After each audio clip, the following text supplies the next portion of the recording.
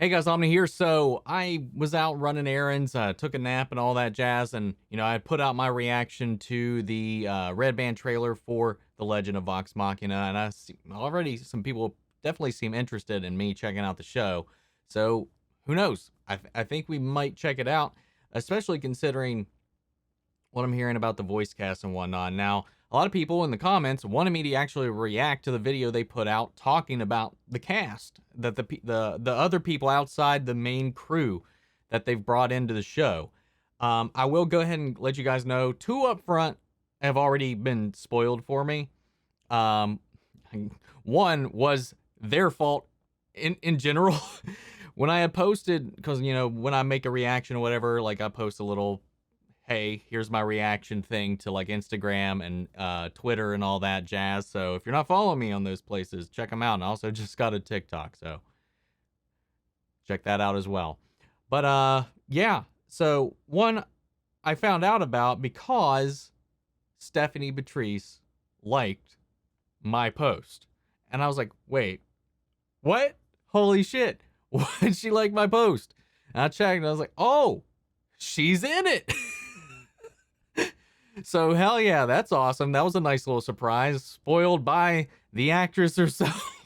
The other one that I had kind of spoiled for me, and it's actually a big one for me because he's near and dear to my heart, is David Tennant. David Tennant apparently has a voice in the cast for this. And I'm going to make a prediction. I have to imagine, given the circle they are running in, given the topic of this show, given just the group we know, Joe Manganiello better be in this voice cast, considering the man is an avid proponent of tabletop gaming, the massive beefcake himself. So I'd have to imagine he's in here. Aside from that, no idea. This is a 13-minute video. It's behind the scenes. They just posted on their channel not too long ago. So let's see who all's going to be in it. Bam. Let's strap in. And I guess we're going to be reacting to this, guys. So subscribe if you're interested in seeing my run through of this. Thankfully, I actually haven't watched their original campaign or listened to it or really know anything about it, because I think I discovered them well past this. So like, this will be fresh. This will be new. So here we go. When we first played through this campaign, we would have never imagined that we would get some of these names to be voices on our show. I mean, I feel like a broken record when I just keep fanboying over the actors who are playing these characters, but I'm a fanboy for all the actors who are playing these characters. Oh no, they're all so good. I can't believe these people are working on the show. I mean, you're already such legends yourselves, guys.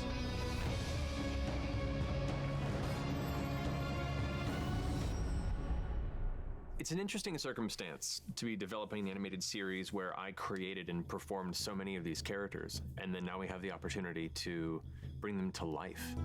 And I should not play all of them. I'm genuinely really excited for and have been excited to find the right people to breathe life into these characters in ways that I never could. Just like the player characters, all of these NPCs that you've seen, they have a piece of Matt in them. They feel like friends. So when we were casting it, there has been that deep amount of levels of consideration to make sure that they will truly be the exact perfect fit. Part of us will always want Matt to voice every old man, woman, child. But it's been surreal to hear the guests we've had come in. And I gotta just shout out my DM, man, because when it comes to the NPCs, they are honestly some of the most standout, memorable moments of our campaign. So I definitely understand everything they're talking about, man. There's something magical about bringing just some random person you met, and through the role play and the interaction, they just become like a staple and like an iconic moment of your journey. It's hilarious. We got quite a few, and he gets into it. He workshops his voices and everything, man. He gets deep into it, and I got to shout out Donovan for that, man. Here we go. bring some of these long cherished characters to life. One of those NPCs that is beloved by all is Sean Gilmore of Gilmore's Glorious Goods. And after a lot of back and forth with Matt, Matt himself was actually the one that was very adamant about allowing someone else to take a shot at this beloved character. I wanted to make sure that his importance to the story was given the care that it deserved. We really wanted to find somebody who is funny and still full of life, and I think we found him. Sunil Malhotra has done an incredible job of portraying Gilmore. Sean Gilmore is, in my imagination, a naughty, sexy, mischievous cat. If he's not selling his wares, he's selling himself. Sunil brings playfulness, charisma, respect. I feel very close to Gilmore. Just full of energy. If I'm not familiar with the person, I will let you know, and I'm not familiar with this He's guy. bringing a very unique But he seems flair and passion to the role. one passionate He is and just into really it, man. good at hooking a finger under Vax's chin still. What we ended up with was enough of Matt's version of the character that we still recognize him as the Gilmore that we fell in love with, but this new spin, a new take that has an authenticity that we could not have gotten if Matt had played the character. The voice really hits everything that you want out of Gilmore. I'm quite pleased. As Matt painted it, Exandria is such a broad, diverse, crazy place filled with all kinds of voices from around the realm. And to populate that with voice actors who aren't just the main 8 cast members of Critical Role was always a big goal of ours, to make this world feel expansive and real. This show is a great big stew of unbelievable casting choices and people that you have been waiting for and knew were going to be part of it. We are blessed with choice when it comes to extremely talented people. Gonna be that can honest, friends Matt of Mercer, ours. he's And so a there have he's been a opportunities nice in the specimen. series to I have just people gotta like say, Payton. Unfamiliar to Critical Role fans for his portrayal as Shikasta dude. on Deadwood.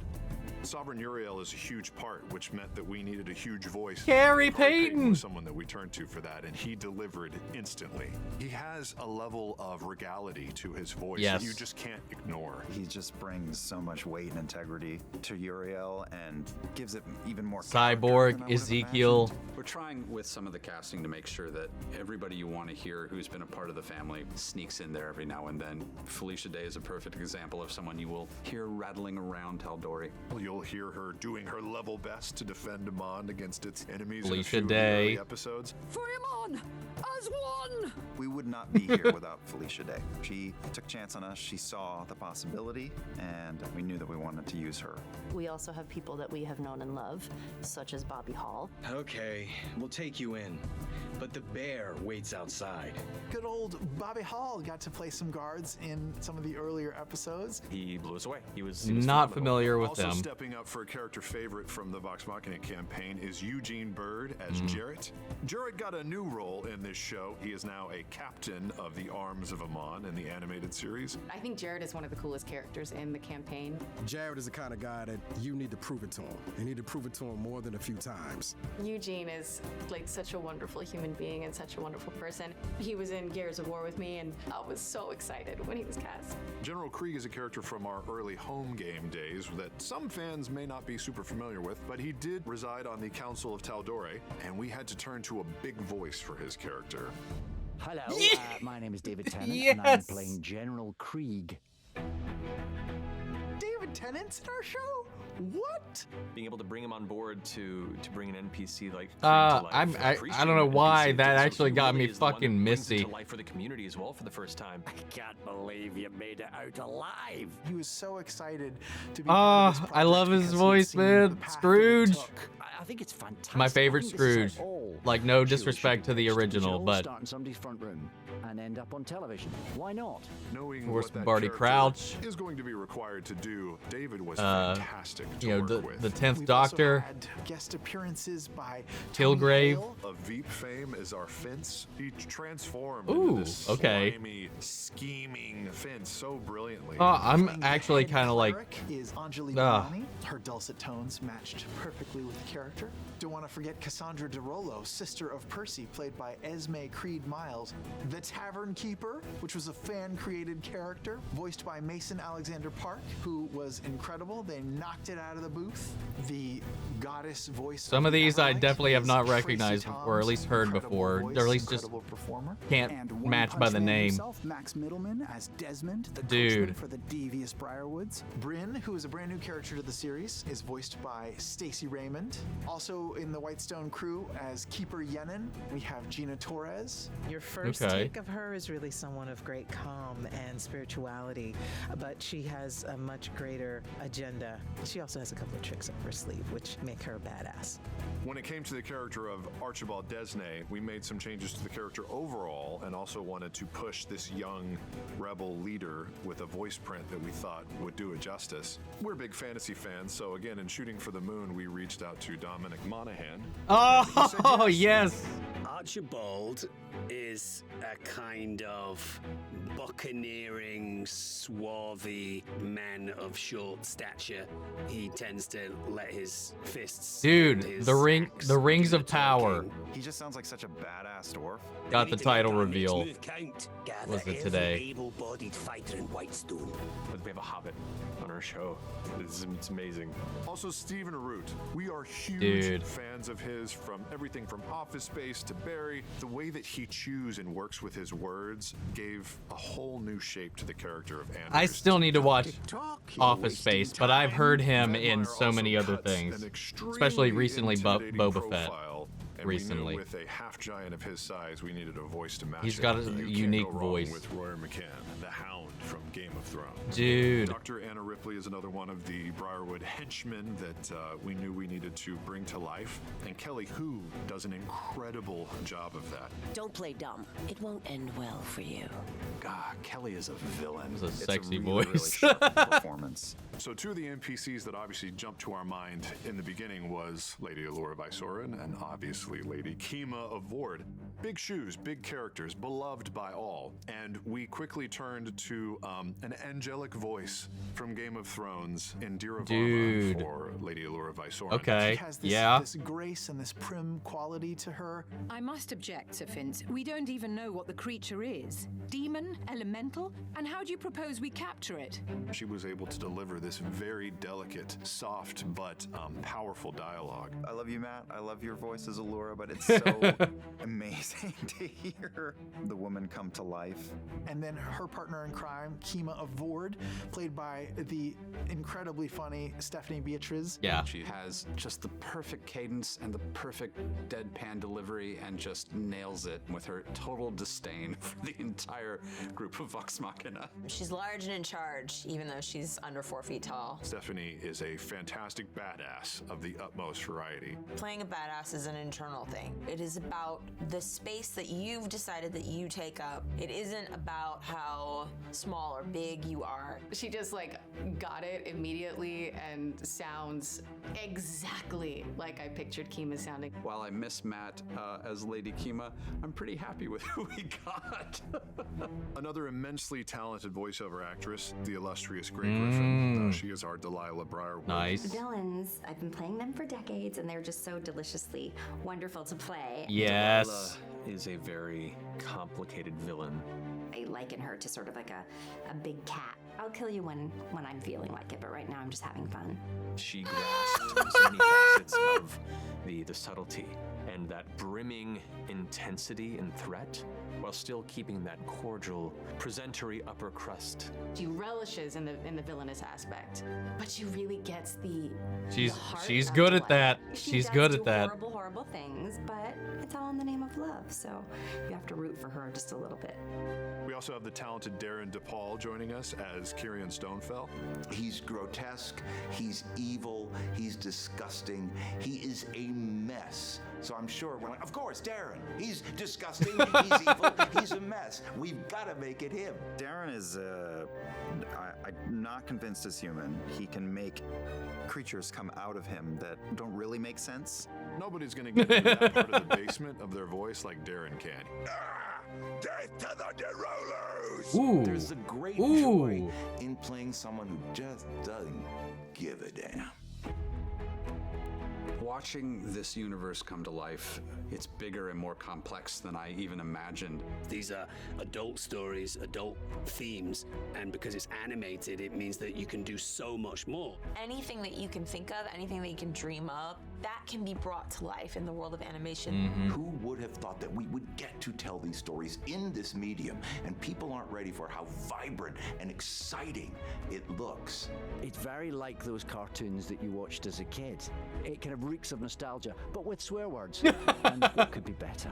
It feels like our little group is just starting to expand and grow. For many, many years, this was truly a world that only existed in a handful of people's imagination. It feels like these characters that we have lived with for years now have been given Damn. new No life. Joe. The fact that there Damn. are all these critters I missed it. who are I would have bet money invested on in that. this means that, fuck, it needs to be seen, it needs to be made. This is because of you, and I know it brings tears to my eyes. It's kind of an amazing thing. Indulge and engage with this moment that you helped create, because without you, it would not have been. Knowing that the Legend of Vox Machina was creator made from top to bottom, there's a certain magic to that I don't think you can get anywhere else. People say stuff like, this is your world, you created this stuff. Like, I, to a degree, helped to facet it, but I am one of many storytellers in this. Me and all the players at the table, and the community that watch this, and all these artists, developers, and designers. This is a continued expansion of that collaboration, and collaboration is key. This isn't my world anymore. This is our world.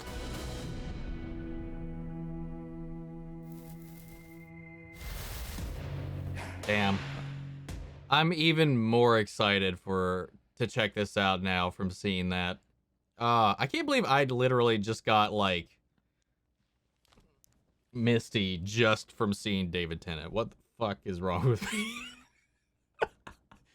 I love that man though. He plays so many characters that are so close to like my soul.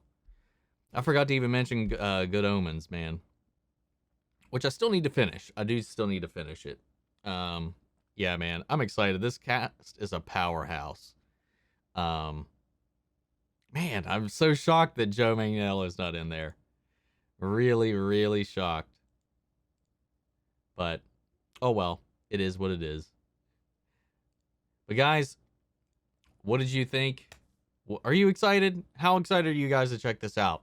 What's your most recent campaign? What's your most recent character? What's your favorite type of character to play? What's your alignment?